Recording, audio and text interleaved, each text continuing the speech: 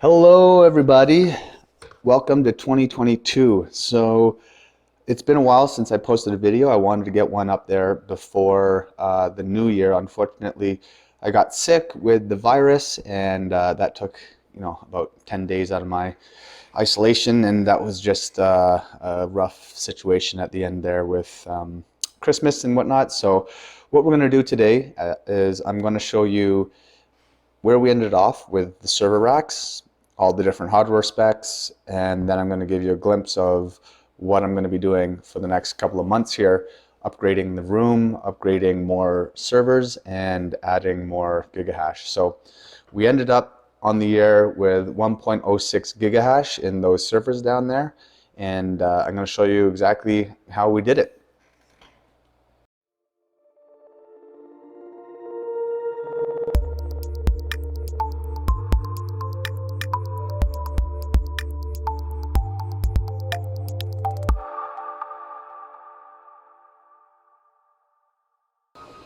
Okay, we're here in the server room, and what I'm going to do is a quick review of, from start to finish, everything that we ended up with in 2021. We have completely maxed out all of these servers. There's no more space for anything else inside these servers. All of them are maxed out with different purposes, and we ended up achieving 1.06 gigahash at the end of the year. So that's where we stand right now before we start doing upgrades, which I'm going to get into at the end of this video. So what we're going to do is we're just going to do a quick review of the hardware of each one of these, their hash rates, and then the future project of where we're going to go. All right, so this is Viper, and it took a lot of changes to get this the way it is. And I'm going to point out a couple of the funny things that we had to go through to make this stable, as well as fit 6 GPUs in here. So the first thing is we finally got to work our Maximus Hero, I think that's 8, Maximus Hero 8, I guess, with a CPU, I believe is the i5-6500. It's got 12 gigs of DDR4 G-Skill memory, and the 6 PCIe lanes there for all 6 GPUs. We're running an EVGA 500 watt power supply that is just powering the motherboard plus one of the GPUs. In the front, we've got 3 120mm fans blowing through the cards. We've got 2 Dell 3070s, which run really low power. We then have 2 EVGA 3070s. This is a Dell 3080, and it had so many thermal issues it wasn't even funny. So we ended up having to, we redid all the pads with brand new pads, brand new thermal paste. It was still overheating. We eventually ended up installing heat sinks on the back here. So you can see there's 3 separate heat sinks on the back plate, because the back plate was just overheating like you wouldn't believe, 110 degrees. Once we actually fixed the back plate issue with added thermal heat sinks and all of the changes that we did, it's running at about I think 90 degrees now, which is excellent in comparison to what it was. So I have a video on how I did that, which we might get into a little later. And then we have the Aorus 3070, 2 120mm fans and one 80mm fan, because I couldn't have another 120mm over here.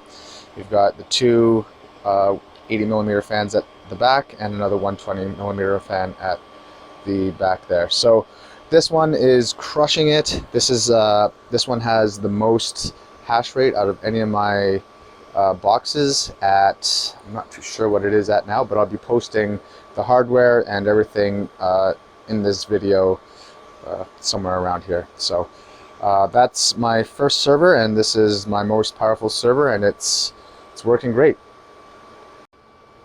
Next up, we have Goose. So this was actually my first ever server. Originally it came with, I had 4 GPUs in here, and it was going to be my final and only server, but obviously I got the itch to keep going, and this has now turned into a Chia server and obviously an Ethereum miner. So at the front here we actually have 12 10 terabyte Western Digital drives. So there's 2 fans in the front blowing through the drives. We have 2 Zotac 3070s that are blowing air out the back, so it comes in the side and then blows air out the back. That's a PCI SATA expansion for all of the drives here, because we've got 13 drives in total here, which is pretty packed in. We've got a Corsair 750 watt power supply powering the 2 graphics cards as well as all of these drives here. The CPU is a i7 3770, which is 3.9 gigahertz, and 16 gigs of RAM. You can barely see it in there. As well as the motherboard is an Asus P8Z77V Pro. So this one is awesome. This runs my Chia server node, and it runs two GPUs that are very consistent. I really enjoy those Zotacs. Actually, I've had them for a long time, and I've never had to change any thermal pads or anything on them. It just good temps, and I like the exhaust out the back as opposed to into the case. So this works great for this server, and we'll move on to the next one. All right, we're moving on to Maverick now. This one is my favorite because this was built in such a way that I didn't have to do any modifications to it. The server I bought actually it came with the bracket for the GPUs, and it came with the back plate, and it came with, well, it didn't come with those fans, but it came with spots for the fans. So this was actually made for mining. It's another Rosewell case, and they're very hard to find. These were almost impossible to find. So obviously we've got our 3 120mm fans blowing through as usual. We've got the 1200 watt power supply here that's powering all of the graphics cards. We've got 3 Founder Edition 3070s. This is a LHR 3080, a GTX 3080, but it's an LHR. So it gets about 70 to 71 megahash. And then we've got an Asus 3070 and an Aorus 3070. So 6 cards. We've got the 1200 watt power supply powering them all. Then we've got 5 80mm fans that are blowing through the back, just taking this heat, shoving it all the way in the back, including the 4 fans exiting it there. That's a 500 watt EVGA. That's just basically powering the motherboard, and that's it. We've got a 1 terabyte NVMe in there. We've got 12 gigs of G.Skill DDR4 memory. The CPU is i7 5820K, which is a 6-core 12-thread CPU, which is great for doing Chia. Oops. And the motherboard is a MSI X99S SLI Plus. So it's got all 6 PCI lanes set up that work great with this, and this is also this was just a pleasure to work with, because it was very plug and play and everything just worked as expected, and it's been going for a year now. So that's really exciting, and it's very clean, and there's a ton of airflow. So that's Maverick, and we've got one more server. All right, so this is Iceman, and we had to do quite a bit of modifications for this one. The reason being, there's a 3080 in there, and I'll show you exactly how big it is and how hot it was getting. It was just absolutely insane. Sorry for shaking here. So basically what I had to do was I had to cut a hole in the top of the case to blow air down onto the back plate of the 3080, because it was just overheating as well. These 3 120mm fans were not pushing enough air through the hard drives, which I'm going to show you in a second. So we put a space in between the servers here. So there's enough space there for the airflow to come in, and this is sucking air down right into the 3080, which I'll show you right now.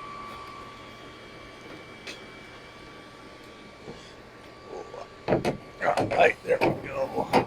So you can see that that's just basically connected directly to the fan header, and it's blowing on the back. It's blowing right here on the back of the 3080. So this 3080 is insanely huge, and it's going at 100 megahash. So that's great. We have in here. We also have I think 13 drives. Let me just verify here. No, we've got, whoa.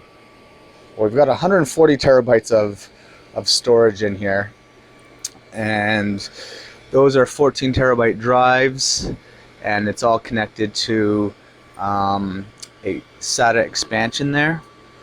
So there's 6 connected to the SATA expansion, and then there's another 6 or 8, I think, on this motherboard. So the motherboard is a Gigabyte Z68X with a CPU i7-2600K. That's 8 cores at 4 gigahertz, 16 gigs of DDR3 RAM. And this, after we did the, I don't know why it keeps on autofocusing, sorry guys. After we did the modification, we replaced all of the pads in here and the thermal paste as well, but it was still running hot. But then after we were able to bring in fresh air from the top and then blow it out through the back, it really cools off this back plate. So that's where all the VRMs are, and it works great. We moved over a 750 watt Corsair because originally in here I think there was like a 680, and that was not going to be able to power all of this stuff. So it's running great, and this is my Plex storage as well as Chia storage. So this has another, like I said, 140 terabytes of drives, and there's not much more room for anything else. This card takes up 3 slots, so I can't get another card in there. It's just huge. So you can basically just have that one 3080 and all of these drives, and that's pretty much well maxed out. So that's the last server. I do have a gaming server upstairs. It's not a server, it's just a gaming machine. It has a 2060 Super in it. That's also mining. So now I'm going to do a quick tour of the other things that I've changed over the year and what we're going to plan on doing for, well, in the next couple of months here. All right, so some of the changes that we did was we ended up installing a ton of sound deadening material. So up here I put in a ton of sound deadening material all the way through, because this is my floor in the kitchen, and there's the sound deadening material goes all the way to the back. You can kind of see it here. So there's a slat of it. There's also sound deadening material on the wall here, and I put in car audio sound deadening material all through the stairs here. So basically, with all of these servers at max, it was getting really loud when it got hot. So put basically Dynamat across everything inside there, and along the walls. So here we've got it at the door, some sound refracting material here as well, and that works great. It really did. I was able to hear it upstairs, and it was really annoying me. Ever since I basically redid all of that, there's no more sound, and that's excellent. The next steps that we're going to do actually this coming week is we're going to be removing the rack from its location in here. It works great the way it is right now, but what I want to do is I want to have a temperature controlled room, separate room for just the server stuff, And so what we're going to do is I'm going to be stacking my washer and dryer. We're going to be removing this door, the door frame, putting it in there, and then we're going to take the server and put it all over here. The next step, phase 2, is going to be we're going to build a wall from here all the way across. So it'll have a separate door right here. You enter inside this separate room where the server rack will be here, and everything is going to be sound deadened, as well as we're going to be able to temperature control the whole room really easily, because it's going to be a small room with basically so far one rack. I'm going to put the rack over here, and then I'm going to have probably like a test bench over here, so I can run some videos and tests, have a bench over here, and this room will be just for the server and mining. The other thing I'm going to have to do is, because we're going to be upgrading and adding 3 more 4U servers to this, essentially we're going to be removing the laptop, which is my Plex server. So we're going to remove that. We're going to install a 1U 24 port switch at the top, put my fiber on top of that, so we can fit another 3 4U racks in here. So we'll obviously take them all out and fix it, but so I can put 3 more racks in this, 3 more cases in this rack, and have it all in a room that's completely shut off, completely silent, as well as temperature controlled with exhaust and input for the summer and winter, with that window, which we might take out and just do proper ventilation and proper intake, but it'll be a lot easier to control all of the sound and the heat if I had a separate room here, just closed off completely, and then I would be able to just enter there and do my server stuff. So that's coming up in the next couple of weeks, and I'll be videotaping that. I'm really excited to get that done.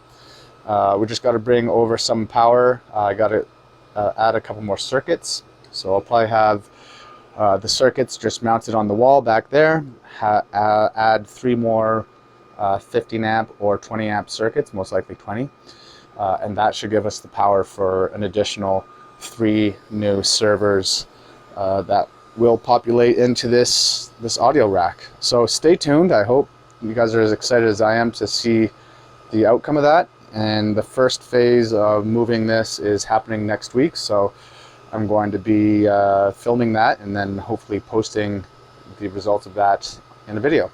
So thanks again, happy 2022, and I hope to see you shortly.